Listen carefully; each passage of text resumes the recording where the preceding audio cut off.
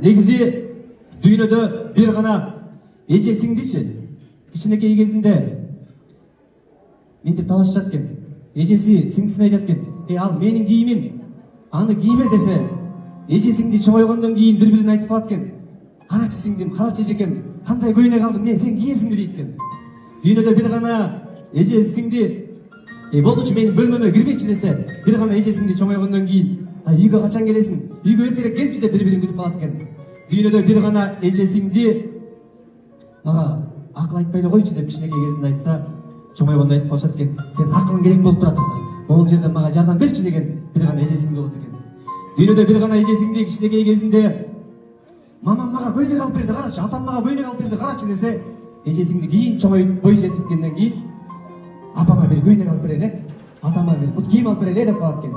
Жалгыз гана эже сиңди. Карасаңыздар, дүйнөдө бир гана эже сиңди кичинекей кезинде эжеси сиңдисине: биз менен барбайсың, кал үйгө десе, экөө чоңойгондон кийин бирге барайлычы, бирге кетеличи, качан бошсуң деп калат экен эже сиңдичи. Дүйнөдө бир гана эже сиңди кичинекей кезинде менин буюмдарыма тийишпе, телефонума тийишпе десе, чоңойгондо эже сиңди: жактымы сага?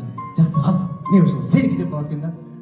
Дүйнөдө бир гана эже сиңдичи кичинекей кезинде мен сени мамама айтам, мен сени атама айтам десечи, чоңойгондо айтат экен: мамам атам билбейт, эч нерсе болбойт, сарсанаа болбойт, коркпа менен, мен жооп берем сен үчүн депчи.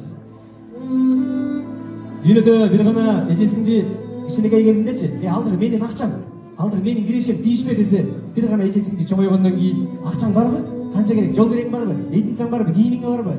Деп, чачыңа барбы? Көйнөгүң барбы деп калат экен да. Бир гана эже сиңди кичинекей кезинде баардык нерсени талашып туруп, чоңойгондо эже сиңди бири-бирине баарын бергенге даяр болот экен.